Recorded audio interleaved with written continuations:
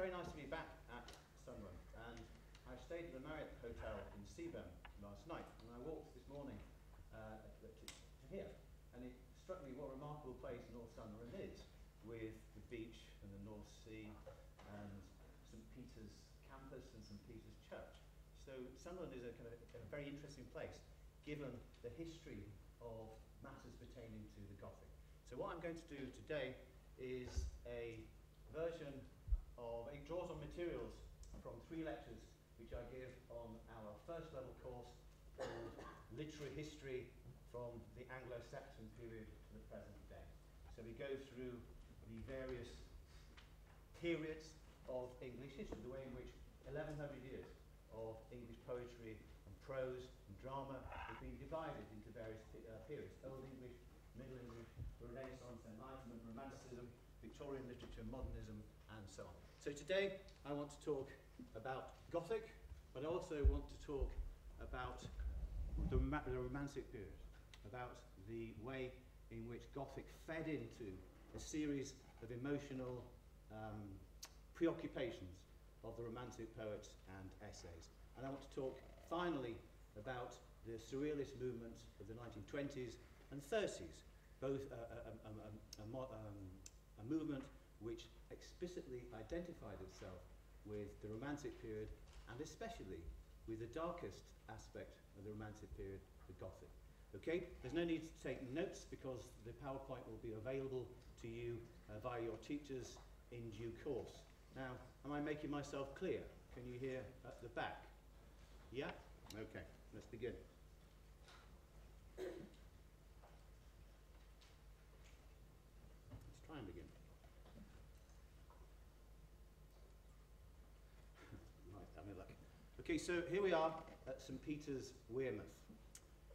This is the 1990s campus of the University of Sunderland. When I was first appointed here, after I finished my PhD in 1993, this place was something of a a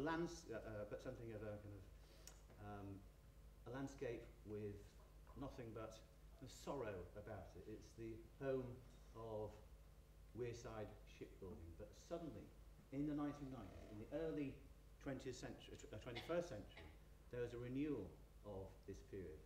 And the buildings, these grand built buildings in which you sit now, were named after the church of St Peter's. If you go just to the north of this campus, you will see St Peter's Church, founded in 674. So it's a building of almost unimaginable age. It's the oldest surviving stone-built church in England. And it's a remarkable place. The Venerable Bede, the great monk and historian and scholar, ran this monastery with Archbishop Cholfrid and a sister monastery at St Paul's in Jarrow. And it's an Anglo-Saxon place. So this is, on the right-hand side, a remarkable work in Gothic hand. And it's the first page of the Old English or Anglo-Saxon poem Beowulf. And of course, it's in an old Germanic, Old English tongue that is near to a foreign language to us today, as makes no difference. But this is a venerable place, a place of the Middle Ages. And the notion of the Middle Ages, the medieval and Gothic, come together in the Gothic movement, which began in the 18th century. So here are various Gothic characters congregated in the Church of St Peter's 2 years ago. Okay, so why am I dwelling on the Northumbrian, the Anglo-Saxon, the Old English, the medieval preoccupations and antecedents of Sunderland? Because the word Gothic originally meant medieval. So if you look at Dr. Johnson's dictionary of the 1760s, if you look at the word Gothic, you will learn that it means simply pertaining to the Middle Ages. It doesn't mean anything scary or frightening or indicative of an atmosphere of claustrophobia or evil. It simply means of the Middle Ages. So St. Peter's was a Gothic church.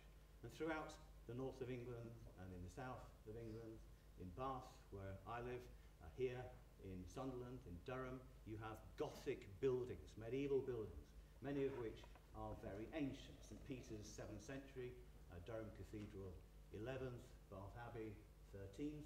So these are Gothic buildings. And those of you who've been to London, to King's Cross, and looked across to St. Pancras Station, will see a neo-Gothic form of architecture which became very popular in the late 19th century in buildings such as St. Pancras or Keble College in Oxford, where Victorian architects look back to the Middle Ages for their inspiration. So the Gothic movement, which began in the mid-18th century, is consciously looking back. It looks back at the culture of the Middle Ages. I'll go on to talk about why that should be in a while. So early Gothic novels. The Gothic novels of the period between the 1760s and the 1790s are almost always set in the Gothic times. In other words, in the times before the modern world. So it's looking back to a medieval, Catholic, pre-Renaissance Europe. They feature a whole Gothic machinery of Roman Catholic, Gothic imagery. Monks, nuns, tyrannous rulers, damsels in distress, and throughout all Roman Catholicism. Protestant England in the late 18th century liked to look back to Roman Catholic days with a mixed sense of dread and awe and admiration that the medieval past, the Roman Catholic past, was somehow different from a Protestant modernity. So the first Gothic novel, The Castle of Otranto of 1764, is set in medieval Europe.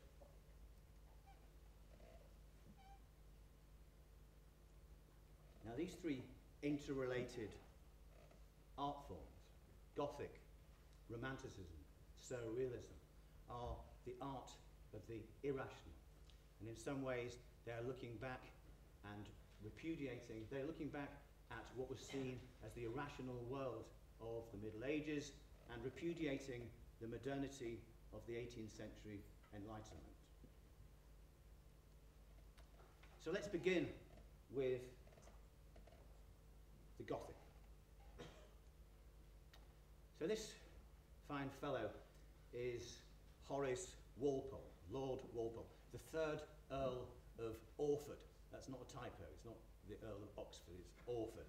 And he is the first Gothic novelist, and he lives from 1717 to 1797. He's a fabulously privileged young man, a rich homosexual man who does not have to do a day's work in his life. His father is the first Whig Prime Minister, the very first English Prime Minister, Horace Walpole. And he leaves Walpole a tremendous fortune, which Walpole spends on the various interests of his heart. Walpole is interested in gossip. He's the most tremendously witty correspondent. The Yale edition of his letters is still not finished and has got to volume 86, and there's still a few more to go. He also liked reading old books, and in particular collecting manuscripts and books from the days before printing, back to the days where books were published in vellum, in the skin of cows and horses.